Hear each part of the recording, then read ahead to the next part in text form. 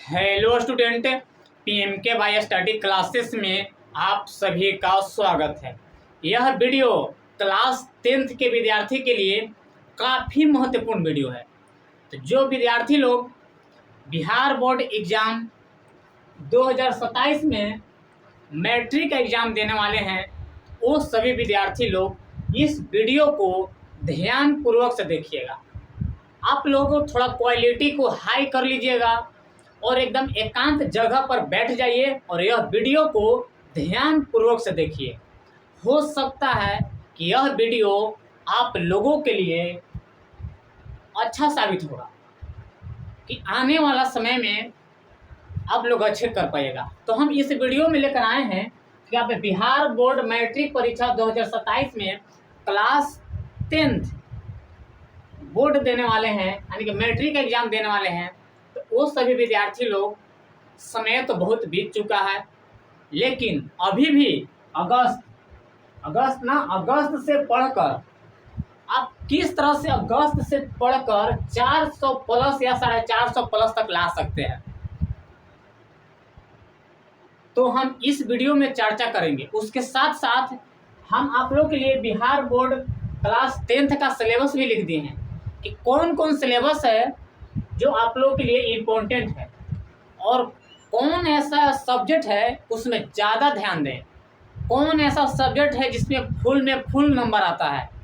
तो आप लोग इस वीडियो में हम डिस्कस करेंगे कौन सब्जेक्ट को हम कम ध्यान दें और कौन ऐसा सब्जेक्ट है जिसको हम ज़्यादा उसको ध्यान दें। तो इसमें हम चर्चा करेंगे कि आप अगस्त से पढ़कर अभी आप लोग का टाइम कितना बचा है।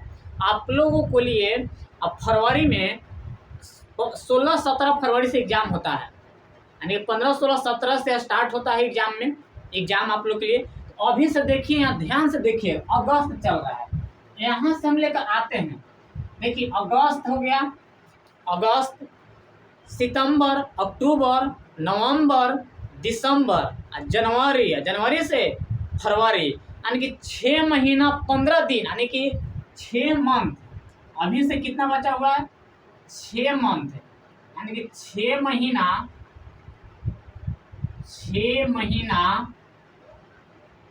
15 दिन, 6 महीना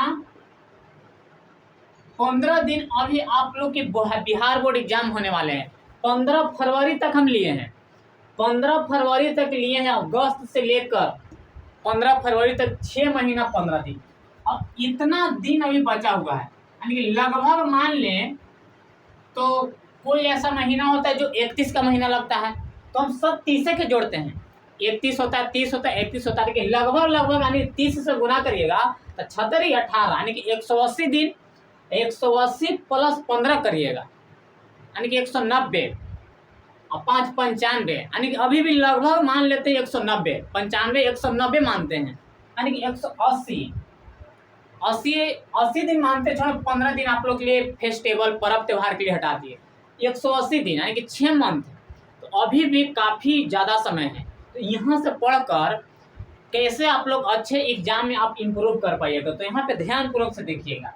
तो अब अभी भी 6 महीना है और एक लास्ट में शेड्यूल बनाएंगे कि हम कौन विषय को हम ज़्यादा ध्यान दें और रूटीन के साथ। तो देखिए यहाँ से 6 मंथ है आप लोग के लिए, 6 मंथ है। तो इससे पहले हम आप लोग के सिलेबस समझा देते हैं कि क्या सिलेबस है। देखिए सिलेबस आप लोग के लिए बिहार बोर्ड गणित मैथ होता है, जो कि कितना नंबर का पूछता है? 100 नंबर का मैथ, जो कि कितना नंबर का पूछता है? 100 मार्क्स का पूछता है, यानी कि कितना मार्क्स? 100 मार्क्स। हिंदी भी आप लोग के लिए कितना मार्क्स? 100 मार्क्स। हिंदी भी कितना मार्क्स? 100 मार्क्स। और संस्कृत भी 100, यानी कि जो 100 नंबर का परफेक्ट है, एकदम फिक्स है कि 100 नंबर का हम एक जगह लिख दिए, मैथ, हिंदी और संस्कृत 100 नंबर का एग्जाम होता है। अब ध्यान दीजिएगा। और साइंस होता है, जिसको क्या बोलते हैं? विज्ञान बोलते हैं, साइंस। साइंस में हम 3 पार्ट पढ़ते हैं। पहला पार्ट फिजिक्स, केमिस्ट्री और बायोलॉजी। साइंस में 3 को पढ़ने पड़ता है, फिजिक्स, केमिस्ट्री और बायोलॉजी। इन तीनों को मिलाकर 80 नंबर का एग्जाम होता है। 80 नंबर का एग्जाम होता है और 20 नंबर प्रैक्टिकल रहता है। 20 नंबर क्या रहता है? प्रैक्टिकल रहता है। 20 नंबर क्या रहता है? प्रैक्टिकल।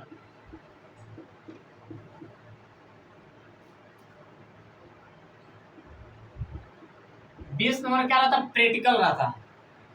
यानी कि 80-20 100, 80-20 क्या रहता है? 100 रहता है। यानी कि इसमें आप लोग के लिए तीनों विषय मिलाकर 80 नंबर का एग्जाम होता है और इसमें 20 नंबर क्या होता है? प्रैक्टिकल होता है। यानी कि 80-20 100 हो गया। उसी तरह से same to same social science यानी कि राजनीतिक विज्ञान में 4 विषय पढ़ने के लिए रहता है। पहला हिस्ट्री, सिविक्स, इकोनॉमिक और ज्योग्राफी। हिंदी की बात करते हैं, इतिहास, नागरिक शास्त्र, अर्थशास्त्र और भूगोल। इन चारों को मिलाकर आप लोग कितना नंबर का एग्जाम होता है? 80 अंक का एग्जाम होता है। कितना अंक का एग्जाम होता है? 80 अंक का एग्जाम होता है। और इसमें 20 अंक प्रैक्टिकल रहता है। 20 क्या रहता है? 20 नंबर क्या होता है? प्रैक्टिकल होता है। 20 नंबर क्या होता है? प्रैक्टिकल होता है। प्रैक्टिकल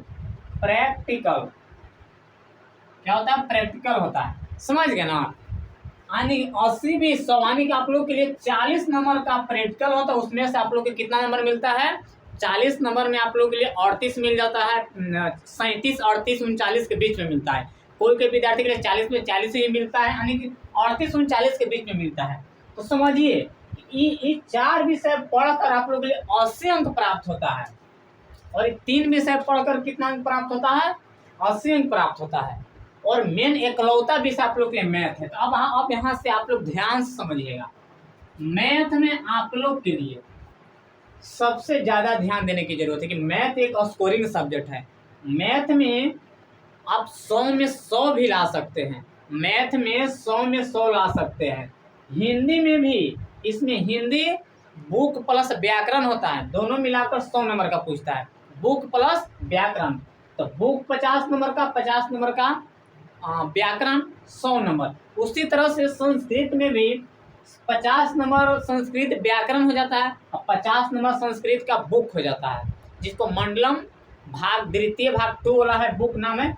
हिंदी हो गया वही राम सर विभाजन जाति प्रथा, ललित मृदु शर्मा खोका, ये हो गया 100 मार्क्स। तब यहाँ पे ध्यान दीजिए, अगर आप लोग मैथ में अच्छा स्कोर करते हैं, मैथ में अच्छा स्कोर करते हैं तो आपकी पार होने का गारंटी है कि 400 प्लस आप पार कर दीजिएगा। अगर मैथ में 95-97 यानी कि 90 प्लस स्कोर हो, यानी कि मैथ में कोशिश करिए कि फुल में फुल अंक प्राप्त हो। मैथ ही एक ऐसा सब्जेक्ट है, एक भी नंबर नहीं कटता, एक भी नंबर नहीं कटेगा। केवल ध्यान दीजिएगा ऑब्जेक्टिव, जो कि एक प्रश्न रहता है, 4 विकल्प, उसमें से एगो रंगने के लिए रहता है। तो आप OMR गलती मत कीजिएगा। अगर OMR में 50 में 50 अगर रंगा गया तो निश्चित है कि वो ऐसा विद्यार्थी है जो सब्जेक्टिव नहीं छोड़िएगा। तो ध्यान दीजिएगा कि आप लोग मैथ में अगर ऑब्जेक्टिव 50 में 50 अगर ऑब्जेक्टिव करके आते हैं तो सब्जेक्टिव तो वादा है भाई कि नहीं छूटेगा, एक भी नहीं छूटेगा। तो यहाँ पे आपको नंबर यहाँ पे कितना लाने पड़ेगा? 90 प्लस, सब में 90 प्लस लाने पड़ेगा। समझ गए ना? मान लेते हैं मैथ में आप लोग के 90 प्लस चाहिए, 95 चाहिए, 97 चाहिए, 99 चाहिए, 100 में 100 भी चाहिए तो और बेस्ट रहेगा।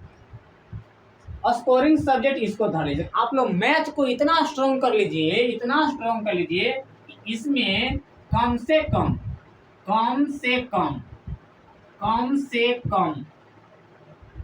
कितना 90 प्लस, कितना चाहिए? 90 प्लस चाहिए हमको, कम से कम 90 प्लस चाहिए तो चाहिए मैथ में। इसके लिए आप लोगों के लिए प्रेस्टिक रिवीजन बहुत ज़्यादा करे पड़ेगा।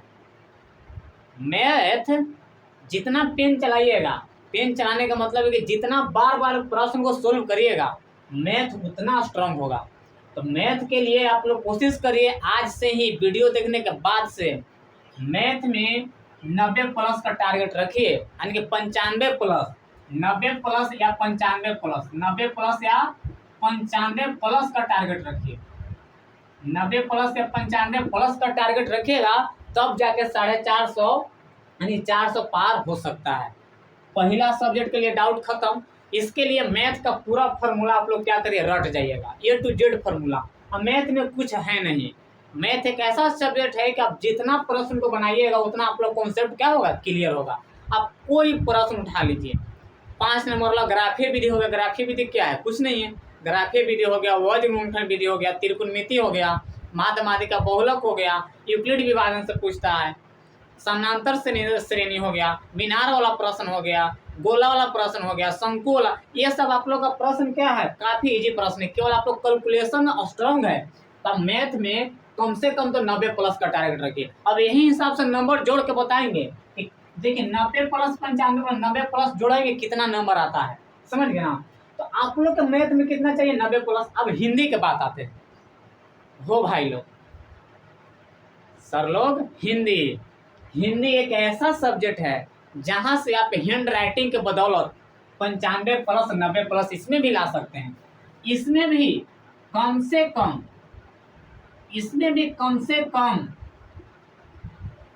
कम तो आप लोग के 90 प्लस चाहिए। 90 प्लस इन्हें भी चाहिए, 95 प्लस इसमें भी चाहिए, समझ गए ना। 90 प्लस या 95 प्लस हिंदी। लेकिन क्या चाहिए, हैंड राइटिंग। इसीलिए ना कहते हैं कि हैंड राइटिंग पर कमांड बना लीजिए। अगर आप हैंड राइटिंग कमांड कर लिए ना, प्लस में स्पीड, सब में स्पीड चाहिए, स्पीड सब में चाहिए। तो ध्यान रखिएगा, हैंड राइटिंग प्लस स्पीड बहुत जरूरी है। हैंड राइटिंग प्लस स्पीड क्या है, बहुत जरूरी है। तो आज से ही 1 अगस्त से ठान लीजिएगा कि प्रत्येक दिन हम 4 पेज हैंड राइटिंग लिखेंगे, प्रत्येक दिन 2 पेज हैंड राइटिंग लिखेंगे। स्पीड से साथ टाइमर लगा के लिखेंगे। एक पेज को लिखने में कितना समय लग रहा है, मान लेते 1 पेज यहाँ पे ले लीजिएगा, 1 पेज ले लीजिएगा और घड़ी बगल में रख लीजिएगा। घड़ी जब स्टार्ट करिएगा राइटिंग लिखने के लिए तो आप क्या कीजिएगा, टाइमर देख लीजिएगा के बजे से लिख रहे हैं। मान लीजिए कि 8 बजे से लिख रहे हैं तो 8 बजे से लिख लीजिएगा और कितना मिनट में खत्म हो रहा है, मान लीजिए कि 15 मिनट में खत्म हुआ, 15 मिनट लिख लीजिए, समझे ना। 1 पेज। तो इस तरह से आप लोग क्या करें, टाइमर लगा के हैंड राइटिंग सुधारिएगा। इसमें क्या है कि हिंदी प्लस बुक प्लस व्याकरण है तो काफी इजी है। इसमें भी आप लोग क्या कर सकते हैं, 90 95 प्लस ला सकते हैं, एकदम बिल्कुल ला सकते हैं, समझ गए ना। लेकिन इसमें हैंड राइटिंग चाहिए, लेकिन सब में हैंड राइटिंग चाहिए, यानी लिखावट और कॉपी लिखने का तरीका आप लोग को आना चाहिए कि किस तरह से हम एग्जाम में कॉपी लिखे कि हमारा नंबर नहीं कटे, न के बराबर कटे। उसका तरीका भी हम बताएंगे किस तरह से आप लोग कॉपी लिखिएगा। तो आ गया हिंदी के बाद खत्म हो गया, यानी कि कम से कम 90 और 95 प्लस चाहिए। एकदम ये दोनों को टारगेट बना लीजिएगा, टारगेट अभी से बना लीजिए कि कौन कौन विषय में हमको स्कोर ज्यादा करना है, कौन कौन विषय में सबसे ज्यादा नंबर लेके आना है। ये आप लोग डिमांड कर लीजिएगा, सोचकर कॉपी पर लिख लीजिएगा। इसलिए हम 100 नंबर वाला जो एग्जाम है ना उसको हम सबसे पहले 3 बांट दिए हैं, और इधर वाला जो इंग्लिश का नंबर तो जुटता ही नहीं है, समझ गए ना। तो इसीलिए हम इसको स्कोरिंग सब्जेक्ट वाला ऊपर लिख दिए हैं। और इसमें क्या है, 3 विषय पढ़िएगा तो 80 नंबर प्राप्त होगा।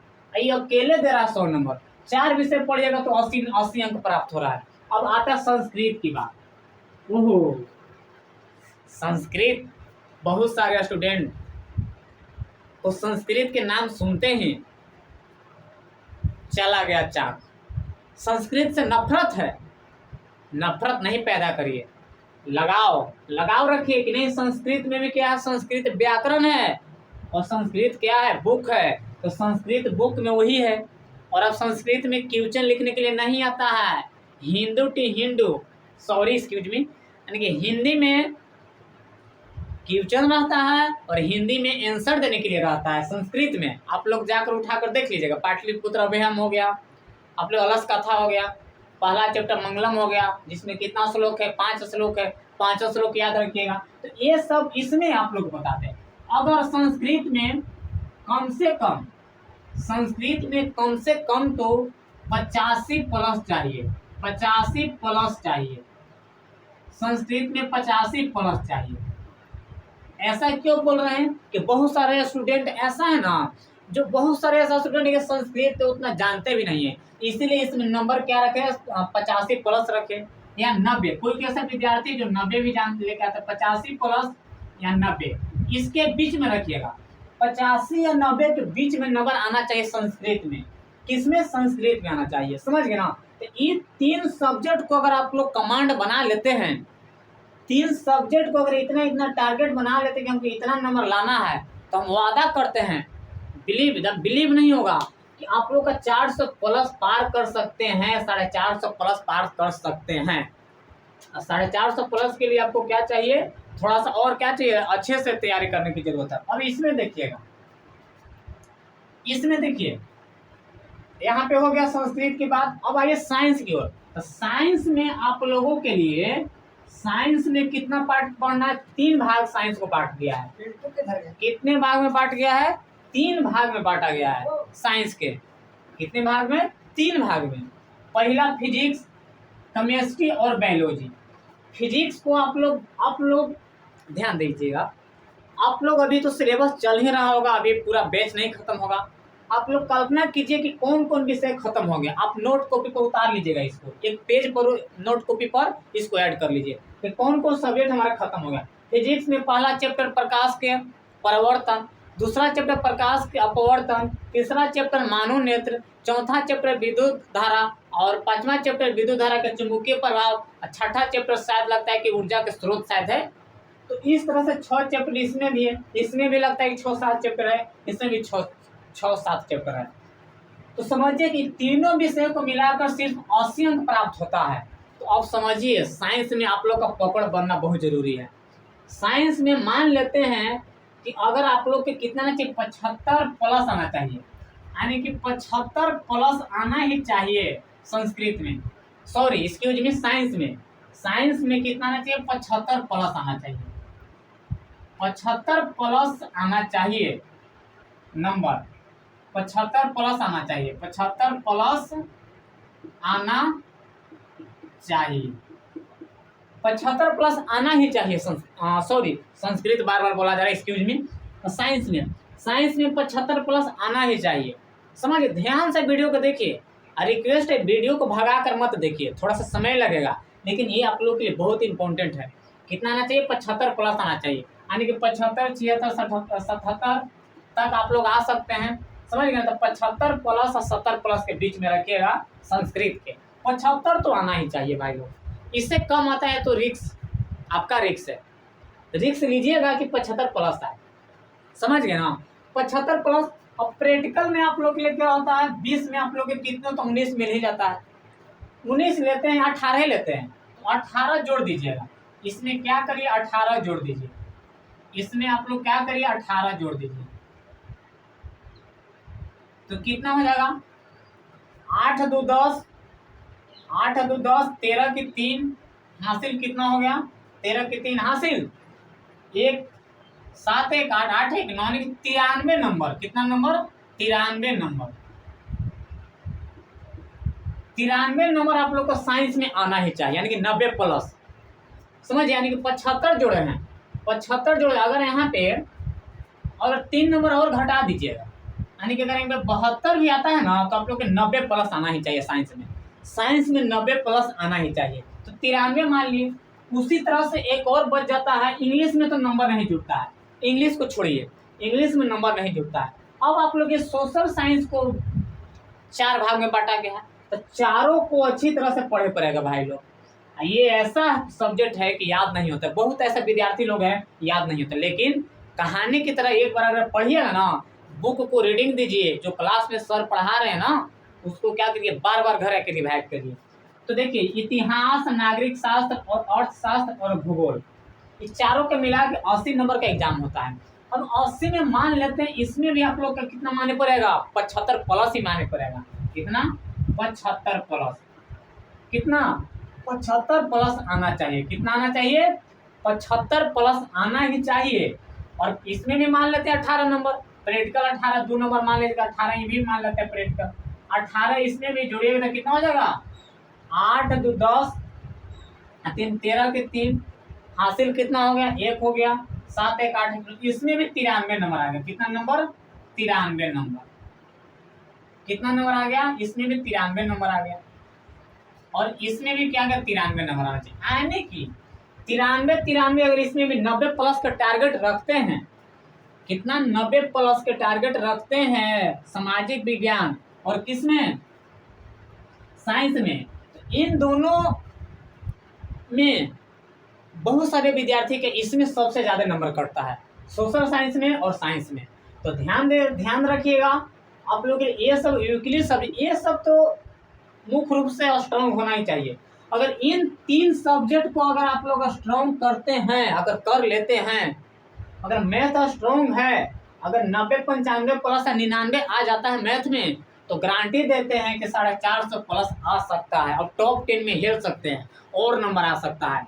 कॉपी लिखने का तरीका आना चाहिए कि किस तरह से हम कॉपी लिखते हैं, आप समझ गए। तो ये सब विषय को मिलाकर हमारे 93, अब देखिए सबको जोड़ लेते हैं, लगभग जोड़ते हैं, कोई गारंटी नहीं है कितना आएगा, हम लगभग जोड़ते हैं। चलिए इसमें हम कितना जोड़ते हैं, 90 जोड़ते हैं, ठीक है, 90 इसमें 90 इसमें जोड़ते हैं, 90 इसमें 90 इसमें जोड़ते हैं, 85 इसमें जोड़ते हैं। ध्यान दीजिएगा, जोड़ देना टोटल। पहला विषय मैथ के लिए, पहला विषय क्या, मैथ के लिए, मैथ के लिए आप लोग जोड़ते हैं कितना नंबर, 90 तो 95 नंबर जोड़ते हैं, क्योंकि बहुत ऐसे विद्यार्थी लोग हैं जो मैथ में अच्छे स्कोर करते हैं, तो 95 जोड़ते हैं। चलिए 90 जोड़ लेते, छोड़ो 90, चलो मैथ में 90 जोड़ लिए। अब उसके बाद दूसरा हिंदी, आप लोग का हिंदी HIND है, हिंदी, हिंदी में आप लोग कितना जोड़ते हैं, 90 जोड़ते हैं, हिंदी में भी 90 जोड़ते हैं। तीसरा है संस्कृत, SNSKRIT, संस्कृत में आप लोग को कितना मैक्सिमम माने 85 से 90 के बीच में आना चाहिए, यानी कि 85 मानते हैं, कितना 85 मानते हैं, कितना 85, तब पर भी बहुत ज्यादा नंबर कट रहा है भाई लोग, 85 यानी कि 15 नंबर कट रहा है, 85 5 90 10 15 नंबर कट रहा है भाई लोग। तो ध्यान दीजिएगा कि संस्कृत पर ज्यादा फोकस करिएगा। 90 इसमें लिखते हैं, 90 के बीच में, चलिए हम 85 जोड़ते हैं, सबसे कम वाला जोड़ते हैं, चलिए 85 जोड़ लिए। चौथा सब्जेक्ट आप लोग के लिए लेते हैं क्या है, साइंस। तो साइंस में आप लोग के 93 नंबर जोड़े हैं, पॉलिटिकल लेकर साइंस में जोड़ते हैं SCIENC, साइंस में आप लोग के 93 जोड़ते हैं। और एक पांचवा और क्या है, सोशल साइंस, जिसको SST बोलते हैं, क्या बोलते हैं, SST में आप लोग के 93 नंबर जोड़ते हैं। आप लोग के लिए ये मैक्सिमम नंबर लिए, मतलब कि इस सबसे न्यूनतम, हम सबसे न्यूनतम में लिए हैं, इतना इतना लिए, लगभग जोड़े हैं। इस तरह से आप लोग शेड्यूल बनेगा, जोड़ते हैं 0 5 3 3 6 6 4 10 11 की 1 हासिल 1 9 9 18 9 3 27 9 4 36 9 4 36 9 6 54। समझिए भाई, एक बार फिर से जोड़ लेते हैं, 5 3 8 8 है, और 2 10 11 की 1 हासिल कितना हो गया, 1 हो गया, 9 9 18 18 18 36 36 36 और 9 कितना हुआ, 36 4 40 40, सॉरी 9 9 18 और 18 18 36 36 और 4 40 और 4 44, यानी कि 45 आ गया। कितना आ गया, कितना आ जाएगा आप लोग के लिए, 5 3 8 8 9 10 11 की 1 हासिल 1 हो गया, 9 9 9 18 18 2 20 18 2 20 20 6 26 26 और 26 4 30 26 4 30 30 5 35 35 5 कितना हो गया, 35 5 40 40 4 44 1 45, यानी कि 451 नंबर, 400 के नंबर 51 नंबर जोड़ लीजिएगा इसको, 451 नंबर। 9 को 9 9 18 9 10 9 4 36 और 36 4 40 और 40 4 44 1 हासिल 45, यानी कि 451 नंबर आप लोग मैक्सिमम जोड़े हैं भाई लोग, यानी कि न्यूनतम, मिनिमम, यानी कि न्यूनतम जोड़े हैं, न्यूनतम नंबर बैठा, यानी कि सबसे कम नंबर बैठाए हैं। 400 कितना नंबर आ रहा है, 51 नंबर आ रहा है। अगर आप लोग इन तीनों सब्जेक्ट को कमांड बनाते हैं, अगर इन तीनों सब्जेक्ट अगर अगस्त से पढ़ना, तो अगस्त आज से ही रूटीन बना लीजिए कि हमको इस तीनों सब्जेक्ट को स्ट्रॉन्ग करना है। इन तीनों सब्जेक्ट अगर ये पार्ट बरियार है, इन दोनों आप लोग क्या करेंगे, याद कर लीजिएगा।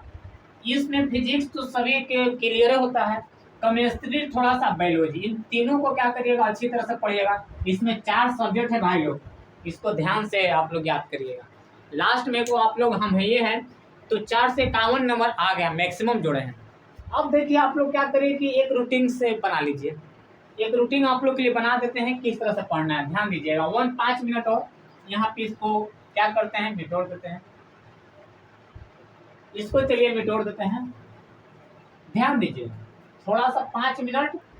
देखिए रूटीन आप लोग देखिए किस तरीके से बनाइएगा। आप लोग क्लास 10th के विद्यार्थी है तो अब तो स्कूल न जाइएगा, शायद विद्यार्थी लोग कोई भी जाते हैं न जाते हैं, तो कोशिश करेंगे कि स्कूल थोड़ा सा क्या करिए, कम जाइए।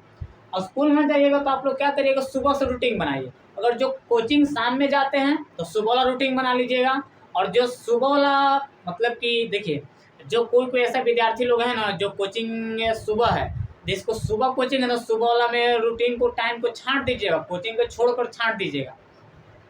और जो शाम वाला है वो शाम वाला छांट दीजिएगा। तो हम चलते हैं सुबह से बनाते हैं। सुबह आप लोग के मान लीजिए कि कोचिंग नहीं है, कोई शाम में जाते हैं, तो सुबह आप लोग रूटीन बनाइएगा 6 बजे से। सुबह आप लोग में सुबह रूटीन बनाइएगा कि बजे से 6 बजे से। 6 बजे से आप लोग 10 बजे तक, 10 बजे तक, 10 बजे तक, यानी कितना घंटा हो गया, 4 घंटा। 4 घंटे का रूटीन बना लीजिएगा। इसमें 4 घंटा में आप कौन कौन सब्जेक्ट पढ़ना चाहते हैं, आप अपने हिसाब से सब्जेक्ट का नाम लिख लीजिएगा। समझ गए ना, 6 से 10। अब 10 बजे खाना खाइए, 10 बजे खाना खाइए। अब फिर लगले 10 बजे खाना खाने के बाद आधा घंटा रेस्ट करिए, 1 घंटा रेस्ट करिए, यानी 11 बजे। फिर 11 बजे से रूटीन बना लीजिएगा, फिर 11 बजे से रूटीन बना लीजिएगा। कितने बजे तक, 11 बजे से बना लीजिएगा, 12, 1, 2 बजे तक बना लीजिएगा। कितने बजे तक, 2 बजे तक, 2 बजे तक बना लीजिएगा, यानी कि 3 घंटा यहाँ होगा। 11, 12, 1, 2 यानी कि 3 घंटा। ये 3 घंटा में आप लोग सब्जेक्ट चूज करके सब्जेक्ट का नाम लिखेंगे। 3 घंटे में कौन कौन सब्जेक्ट पढ़ेंगे, ये हो गया 2 बजे तक। मान लेते हैं कि 3 बजे से कोचिंग है, तो 2 बजे रेस्ट बंद कर दीजिए, रेस्ट करिए, स्नान करिए, क्या करिए, कोचिंग चले जाइए। फिर कोचिंग चाहिए शाम को, तो शाम वाला कोचिंग तो वहाँ हो जाता है, यहाँ टाइम छोड़ देना है। अब शाम में रूटीन बना लेना है। कब, सुबह वाला हो गया 4, 3, 7 घंटा, शाम में रूटीन बना लेना है। अब मान लेते हैं कि शाम में आप लोग 8 बजे से पढ़ते हैं, तो 8 बजे से बना लीजिएगा रूटीन। 10 बजे तक पढ़ना जरूरी है, यानी कि 10 बजे तक, 10 बजे तक, 10 बजे तक, यानी कि यहाँ 1 घंटा हो गया, 2 घंटा हो गया। 10 बजे रूटीन बना लीजिएगा। 10 बजे सो जाइएगा। ध्यान दीजिएगा 10 बजे सोने के बाद 3 बजे प्रत्येक दिन उठना है। 1 अगस्त से लागू कर लीजिए कि प्रत्येक दिन सुबह उठना ही उठना है, यानी कि 2 घंटा यहाँ होगा। अब उसके बाद आप लोग क्या करिएगा, भोर में, कहाँ, भोर में। अब आप लोग भोर वाला रूटीन है, जिसको मॉर्निंग बोलते हैं, सुबह, लोग देहाती भाषा में लिख देते हैं भोर में। अब आप लोग भोर में आप लोग 3 बजे से रूटीन बनाइएगा। कितने बजे से, 3 बजे से, 3 बजे से कितना बजे तक, मान लेते हैं कि 6 बजे से क्लास है, 5 बजे तक, 2 घंटे यहाँ पढ़ना, 5 बजे तक, 5 बजे तक, यानी कि 3 बजे से 5 बजे तक, यानी कि यहाँ भी 1 घंटा हो गया, 2 घंटा हो गया। आई सुबह वाला टाइम में, भोर में, जिसको सुबह भोर 3 बजे आप लोग याद कर लो सब्जेक्ट पढ़िएगा, जो याद हो सके उसको पढ़िएगा, सबसे ज़्यादा याद करिएगा भोर में। आप इस 4 घंटा में अपना हिसाब से सब्जेक्ट का रूटीन बना लीजिएगा, हम कौन कौन सब्जेक्ट हमको पढ़ने में सुबह मन लगेगा। ये 3 घंटे में अपना रूटीन हिसाब से बना लीजिएगा कि कितना पढ़ने में, कौन कौन सब्जेक्ट पढ़ने में हमको अच्छा लगता है। 2 घंटे में ये सब्जेक्ट, 2 घंटे में ये सब्जेक्ट, ये लागू कर देना है। कब से रूटीन, 1 अगस्त से, 1 अगस्त से लागू कर देता। देखिए कितना घंटा होगा टोटल, 4, 3, 7, 4 घंटा यहाँ हो गया, प्लस देखिए 4, 3, 7, 7, 2, 9, 9 और 2 11 घंटा। बाप, एक घंटा हो गया, 11 घंटा का रूटीन है। अगर आप लोग 11 घंटा में अगर एक आध 2 3 को रूटीन छोड़ ही दीजिएगा, अगर आप 11 घंटा हो गया, देख लेते हैं फिर।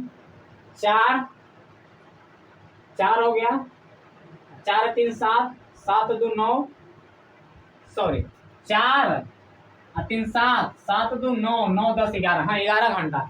11 घंटा में अगर 8 घंटा प्लस पढ़िएगा, जो सीरियस स्टूडेंट जिसको चाहिए ई प्लस चाहिए, तो बाबू 11 घंटा मेहनत, 10 घंटा प्लस करे पड़ेगा मेहनत अब। क्योंकि अब आप लोग के पास सिर्फ कितना है, 6 महीना बचा हुआ है। तो अगर 6 महीना अगर आप 10 घंटा प्लस पढ़ लेते हैं, 8 घंटा प्लस पढ़ लेते हैं, तो दम वादा करते हैं कि आप लोग का ई पार हो जाएगा नंबर। और हैंड राइटिंग प्लीज रिक्वेस्ट है कि हैंड राइटिंग लिखने के लिए स्टार्ट कर दीजिएगा आप लोग। रूटीन इस तरह से बना लीजिएगा कि सुबह में हमको इतना घंटा पढ़ना है, शाम में कौन कौन सब्जेक्ट पढ़ना है, समझ गए ना। एक दिन ऐसा बना लीजिएगा, देखिए एक पेज है, सुबह में को लिखे, एक दिन लिखिएगा समय, इस बीच में विषय लिखिएगा और समय बदलाव लिखिएगा, यानी समय को हम बदल रहे हैं, इतना बस इतना बजे तक ये विषय पढ़ेंगे। फिर 6 बजे से 7 बजे तक हम केमिस्ट्री पढ़ेंगे, 7 बजे से 8 बजे तक मैथ पढ़ेंगे, ऐसे बना लीजिएगा, समझ गए ना। ये हुआ आपका एक क्लास, मोटिवेशन क्लास। उम्मीद है कि बहुत सारे विद्यार्थी लोग फॉलो करेंगे। तो फिर मिलेंगे अगले वीडियो में, तब तक जाइए इस वीडियो के देखने के बाद मन तन से लग जाइए, नींद खोलिए और सुबह उठकर पढ़ना शुरू कर दीजिए। और चलिए बढ़ते हैं एक अपने लक्ष्य की ओर, अपने ड्रीम की ओर बढ़िए और इसको पूरा करिए। इसको पूरा करना बहुत ज़रूरी है। कोशिश करिए कि हैंड राइटिंग में अच्छा इम्प्रूव करें, और हैंड राइटिंग प्लस स्पीड 2 चीज़ है। अगर एक पूरा रूटीन को फॉलो करते हैं, इतना फॉलो करते हैं, हैंड राइटिंग स्पीड है, तो वादा है कि 60 आप जिला टॉप रैंक 1 में आप शामिल हो सकते उस रैंक में, समझिए। ठीक है, मिलेंगे अगले वीडियो में। Thank you, all the best. तब तक आप लोग मन लगाकर पढ़ाई लिखाई करिए। जय हिंद, जय भारत।